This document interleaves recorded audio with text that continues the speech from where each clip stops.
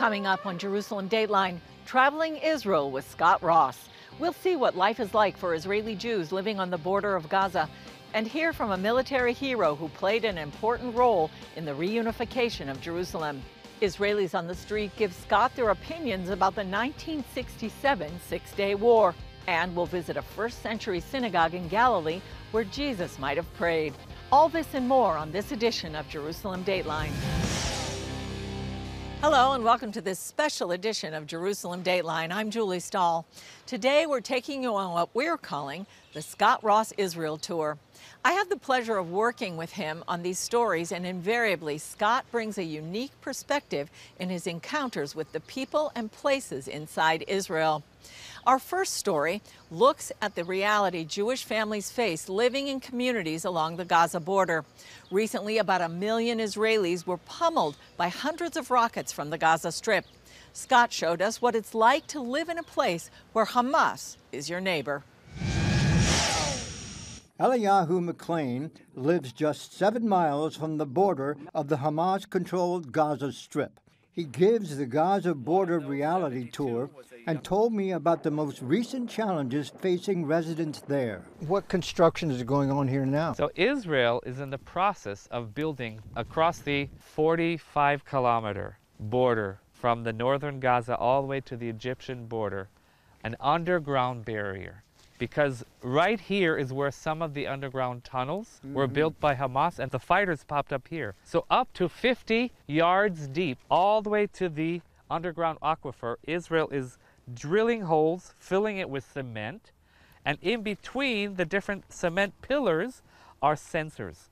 Basically, they're creating an impenetrable underground barrier that no tunnel can make it under. The most recent border disruptions for more than a year include massive violent protests and fire kites or balloons. This is one of the kites that that was sent over the border from Gaza. You can see on the edge, it's a kerosene piece of cloth that they lit on fire. If you look closely, you see the Arabic writing.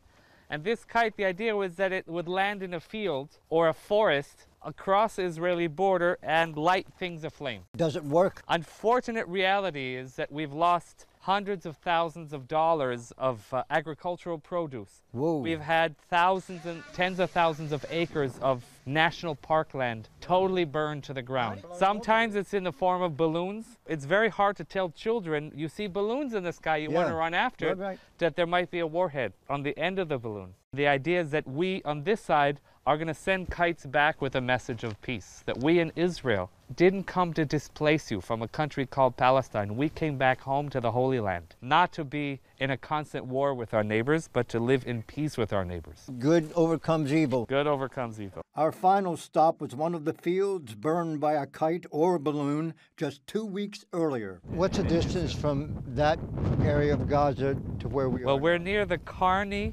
crossing. We're literally from the Sajaya neighborhood of Gaza and the closed Karni terminal less than a mile, maybe half a mile. Why is this so important? First of all, this is huge losses to the agricultural sector in Israel. This is also a statement that we're in essence going to burn what we can't have for ourselves. If we can't have it for ourselves, we're going to burn it. And also, it's a statement of desperation that the people there are suffering under a leadership that's squelching freedom on the other side of the border. So it's in some essence also a message of cry for help and a desperation. Are you hopeful? Ultimately, out of the ashes comes a new light, a new spirit will emerge.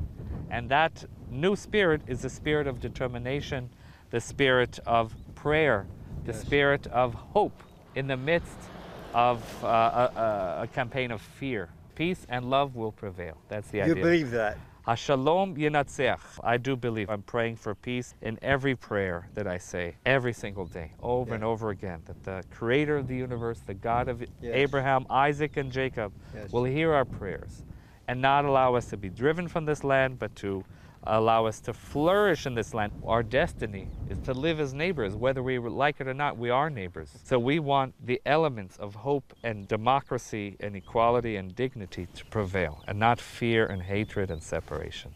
Scott Ross for CBN along the Israeli-Gaza border. Coming up, Scott talks with an Israeli hero who played a crucial role in the 1967 Six-Day War.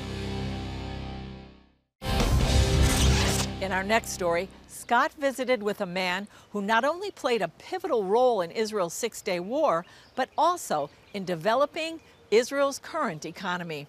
Take a look. Arik Achmon was the chief intelligence officer for the 55th Paratrooper Brigade during the Six-Day War. I have exactly 10 hours to prepare a unit to war. Usually, to make our operation in Jerusalem, you need about 40 hours. It's a craziness. For an intelligence officer to El Arish, we have 3 weeks. Here, 10 hours. As one of the soldiers who reunited Jerusalem, Achmon was honored at the Jerusalem premiere of the CBN docudrama In Our Hands, The Battle for Jerusalem. I talked with Achmon at his Tel Aviv home about the war and his life.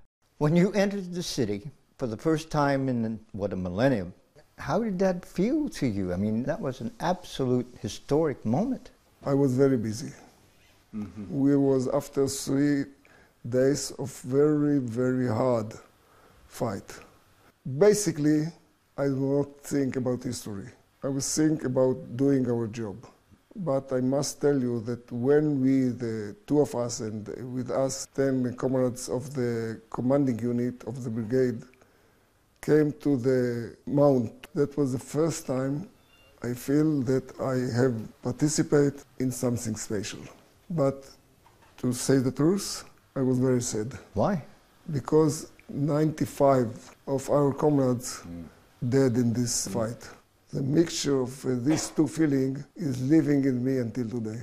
And that was only the beginning of Achmon's contribution to Israel. Arik Achmon, who was one of the first Israeli paratroopers into the Old City in 1967, and actually led the crossing of the Suez Canal in the Yom Kippur War of 1973. Author Yossi Klein Halevi wrote about Achmon in his Six-Day War book, Like Dreamers. He told me how Achmon played the role of hero more than once. Now, you talk about the transformation of Israel from an agrarian society to a high-tech superpower. And Arik Achmon, the guy who led the crossing of the canal, starts off as a boy living on one of these radical socialist kibbutzim, little agrarian settlement. He leaves the kibbutz and ends up becoming the CEO of Israel's domestic airline. Israel's economy was socialist in those years. He fights the trade unions, and he creates the first privatized company in the state of Israel and opens the way to the high-tech free economy that we have today. So for me, Arik Achmon is a multiple hero. While Achmon left the kibbutz at age 40, he never forgot what he learned there. Until today, I think the kibbutzim built Israel. Where did you get the vision to move beyond kibbutzim life into a broader economy and developing beyond just the socialist idea? My values is still there in the kibbutz. I believe in free economy that mingled with a social responsibility. Money is very, very, very important things, but not all. It's values that more important than money. If the economy hadn't changed to a free economy, do you think that Israel would have survived? I think that the Israeli economy is a miracle. In such extreme circumstances, to be one of the leading economies in the world. For Achmon, even with Israel's great development, he's troubled by divisions among his people. What about your enemies who don't think you have a right to exist? The enemies is enemies. We're strong enough to look after ourselves. The enemy of Israel is in us, inside us, not outside. The future for this country now. You were a man of vision. You've been a man of vision. What's your vision for Israel now? I believe in the eternity of the Jewish people. We have to get over this conflict and believe in it. I'm not sure that I will live until this day, but I believe in it. Good. We will overcome. Scott Ross for CBN News in Tel Aviv. Well, think about Israel's Six-Day War more than 50 years after it happened. Nobody takes it to the streets like Scott, so he wanted to hear the thoughts of Israelis on Israel's Six-Day War in 1967. Strong opinions weren't hard to find. I was in New York, and it was an extraordinary situation. All the troops were lined up, Nasser's troops. We thought we were losing Israel forever. We thought it was really a Goliath story. Nasser was ready to annihilate us. After just 3 days, Israeli forces routed the Jordanians, reuniting eastern and western Jerusalem, including the Old City and Temple Mount. What do you know about the Six-Day War historically? Obviously, it's hugely significant for all Jews. Yeah. Because it seems to be a seminal event. I remember it like it was yesterday. I was 20 years old. I remember well at that time. Were you? Were you in the military? Yeah. I was a young lieutenant in Golani Infantry Division in the north, in the Golan Heights. Really? Yeah. Did you fight in the war? Yeah. What's your memory of that? I was even hurt here. What's that from? A shell. A shell? Yeah. Yavor Paro, Gam Ze Navor. We overcame Pharaoh. We'll also overcame whatever this is next to us. Well, the 6 Days War is like, it's almost like a myth, I think, in the Israeli society of today. Why? It was a sign of Israel's strength and ability to defend itself against all odds. It's sort of like Israel's military DNA is almost based on the 6 Days War. It's a very important war in the history of Israel. Do people your age appreciate that? I think so, yeah. We all know that it's one of the biggest moments in the history of the Jewish state. You might think such a victory after 2,000 years would leave no room for discussion. But the big win prompted demands that Israel turn over eastern Jerusalem to Palestinians, dividing the city as the potential capital of 2 states. I talked to Israelis and Jewish people in Tel Aviv and Jerusalem. What about the possibility of Jerusalem being divided? How do you feel about that? Never, ever. It will never happen. Because, you know, now, after so many years, finally we realize the plan of God. You believe in God? Oh, yes. And the plan is to put us in Jerusalem, the Jews, to bring us back to Jerusalem so we can protect what is so precious to the human race. Give them half. Really? Just give them half, yeah. I think in Tel Aviv you'll find more left-wing people that say, who cares about a piece of ground as long as the blood stops? It's a shame. Any Israeli is saying such a thing, it must be a shame. Jerusalem is city of David. It's the most important place on earth for the Israelis, for the Jewish. We got it thousands of years ago from God, and it's our only place on earth. I think we have kind of mixed feelings, because from one side of the story, of course, we're happy that we got Jerusalem, all of Jerusalem, and that people are permitted to go to both parts. But I, from the other side, see the suffer of the Palestinians on the east side of Jerusalem. I certainly believe that Jerusalem is the eternal capital of the Jewish people. According to former President Bill Clinton's Camp David peace accords from the 90s, eastern Jerusalem and the Old City would be divided along ethnic lines. Jewish neighborhoods to Jews, Arab neighborhoods to Arabs. No way. It's very difficult. If you go to East Jerusalem, you have one Arab neighborhood, one Jewish neighborhood, one Arab. I wish we could all live in peace, but dividing Jerusalem is not a possibility. Do you think it would bring peace? I would like to think so, but I really don't think so. I think some parts of Jerusalem should be for all nations, like the Kotel should be, of course, for the Jews, but I don't think that we need East Jerusalem. You don't think you need it? No. The dividing of Jerusalem is about destroying the state of Israel. Dividing Jerusalem is about pushing us a little further in the direction of the Mediterranean Sea. Arabs can walk here now all the way to the market freely. Try to go now to the East Jerusalem with the flag, what's gonna happen? Well, first of all, the police gonna tell me get out because you escalated and you agitated. You wouldn't be happy about the city being divided then? Definitely not. It has to be unified, but in our way. And does God enter into the equation? I think there's no question that Jerusalem is the city of David. God has watched over Jerusalem for millennia, for 3,000 years. This is the most important city in the world. You pray for the peace of Jerusalem? Yeah. Yes, you think that you'll get an answer to that prayer? I hope so. Right? Otherwise, I wouldn't pray. Scott Ross reporting from Jerusalem and Tel Aviv. Up next, we'll travel to the Galilee where Scott visits the excavation site of a synagogue from the 1st century. Thank you for watching Jerusalem Dateline. We're committed to providing you with unbiased reporting from the Holy Land. Through weekly broadcasts, podcasts, and online media, our vision is to reach millions around the globe with the true story of what's happening in Israel and the Middle East, all from a biblical and prophetic perspective. This is a big vision and is only made possible by the generous support of people like you. Call us toll-free at 1-800-700-7000 or go to cbn.com/Jerusalem Dateline and make a donation that will help spread the light of truth about Israel throughout the world. One of Scott's favorite subjects has always been the pursuit of God. In a place in the Galilee called Magdala, he saw how it looked in the ancient world. That's where archaeologists discovered a 1st century synagogue in which Jesus himself could have prayed and taught.